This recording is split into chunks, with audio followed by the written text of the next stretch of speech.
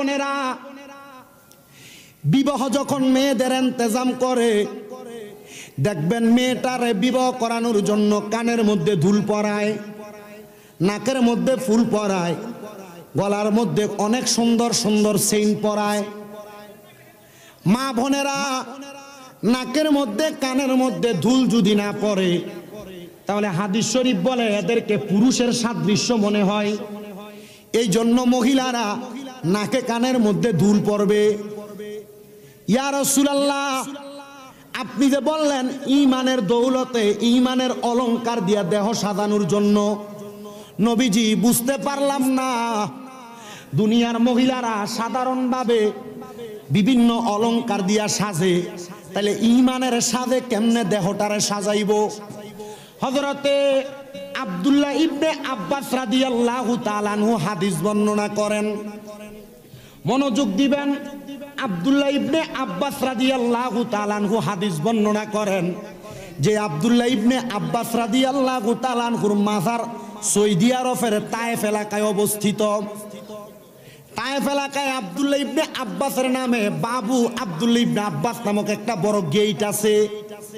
এটার পাশে আব্দুল্লাহ ইবনে আব্বাসের নামে সুন্দর একটা মসজিদ এবং মাদ্রাসা, কিতাবখানা। এই তায়েফে আব্দুল্লাহ ইবনে আব্বাস রাদিয়াল্লাহু তাআলা আনহু অবস্থানকালে তিনি বলেন, আমি আমার নবীজির জবান মোবারকে বলতে শুনলাম, জান্নাতের দৌলত হইল, জান্নাতের অলংকার হইল, এক নাম্বার একটা মানুষের দুনিয়ার জমিনের মধ্যে আল্লাহর ইবাদত সালাত। কি? আল্লাহর ইবাদত সালাতের মাধ্যমে জান্নাতের পোশাক পরে রে মুসলমান। ওই জান্নাতের পোশাকটা যখন দুনিয়ার মানুষ পরে, আল্লাহ তাআলার ওই বান্দা যখন ইন্তেকাল করবে, ইন্তেকাল করার সময় রহমতের একজন ফেরেশতা আল্লাহ তাআলার বান্দার দেহ থেকে রুহুটাকে ছিনিয়ে নিয়ে যায়। কিন্তু ঈমানদার বান্দাটা ঈমানের দৌলত থাকার কারণে কোনো কষ্ট পায় না, কোনো অসুবিধা হয় না, ঈমানদার বান্দা কোনো আঘাত পায় না। কিন্তু নবীজি এই কথা বলে চোখ মুবারকের পানি মুবারক গুলা ছেড়ে দিয়ে কান্না করেন আর বলেন, শোনো, কেউ যদি ঈমানের দৌলতে, ঈমানের অলংকার দিয়া তার শরীরটাকে না সাজায়, ওই ব্যক্তির শরীরটাকে এমন ভাবে আঘাত দেওয়া হবে। হাদিস শরীফ বর্ণনা করতে যায় আমাদের কুমিল্লা আলিয়া মাদ্রাসার মধ্যে আল্লামা আব্দুর রাজ্জাক মুহাদ্দিস হুজুর, উনি একটা টিস্যু হাতে নিয়ে বুঝাইতেছেন, একটা টিস্যু তোমার হাতে দিলাম, এই টিস্যুটাকে তুমি আস্তে করে টান দিলে দেখবা তোমার টিস্যুটা ছিঁড়ে যায়। কিন্তু যদি তোমার হাতের মধ্যে একটা লোহার পাতের টুকরা দেওয়া হয়, টিনের টুকরা দেওয়া হয়, হাত দিয়ে তুমি তোমার টিনটাকে ছিঁড়তে পারবা না। টিস্যুটা যেমন নরমাল ভাবে ছিঁড়ে যায়, ইমানদারের ঈমানের দৌলতওয়ালা ঈমানের অলংকার দিয়ে দেহ সাজাইলে ওই মানুষটার শরীর থেকে রুহুটা এমন টিস্যুর মতো ছিঁড়া চলে আসে। কিন্তু কোন নাফরমান বান্দা, কোন বেআমল বান্দা, গুনাহগার বান্দা, আল্লাহর প্রশংসাকারী না বান্দা যখন গুনাহ করতে করতে দেহটারে নাফরমানির দেহ বানাইয়া ফেলে, টিনকে যেমন ভাবে টান দিয়া ছিঁড়া যায় না, টান দিলে বড় কষ্ট হয়, ইমানদার বান্দার চাইতে বেঈমান বান্দা, নাফরমান বান্দার রুহুটাকে টান দিয়া বাহির করতে এমন কষ্ট হয়। আমার নবী ডাক দিয়া কয়, উম্মত, ও আমি নবীর উম্মতের দলেরা, আমি দয়াল নবী ওই জায়গার মধ্যে বৈশা বৈশা আমার উম্মতের জন্য আল্লাহর কাছে ফয়সালা কামনা করতাম। ইয়া রাসূলুল্লাহ, ইয়া হাবিবাল্লাহ, নবী গো, আপনি একটাবার আপনারা আল্লাহর কাছে জিজ্ঞাসা করেন না, আমার আল্লাহ তাআলা আপনার উম্মতের যে জান্নাতের মধ্যে রাখবো, নবী গো, ওই জান্নাতটা কেমন হবে? বন্ধুরে আমার মনোযোগ দিয়া শুনবেন। আমাদের এলাকার কোনো মানুষ যদি কুমিল্লা শহরের কান্দির পারে একটা বাড়ি কেনার জন্য চেষ্টা করে, ওই বাড়িটা কেনার জন্য চেষ্টা করলে তাকে যদি বাড়ির দাম নির্ধারণ করা হয় 1 কোটি টাকা, সেই ব্যক্তি বলবে 1 কোটি টাকা আমি ডাইরেক্ট দিয়া দিব না, বাড়ি দেখবে। দেখুন সারা কি 1 লাখ দিয়ে দিবেন, 1 কোটি দিয়ে দিবেন? এবার একজন ব্যক্তি নির্ধারণ করলো 1 কোটি টাকার বাড়ি কিনবো, আমি বাড়ি কেনার জন্য বাড়িটা আগে দেখা লাগবে।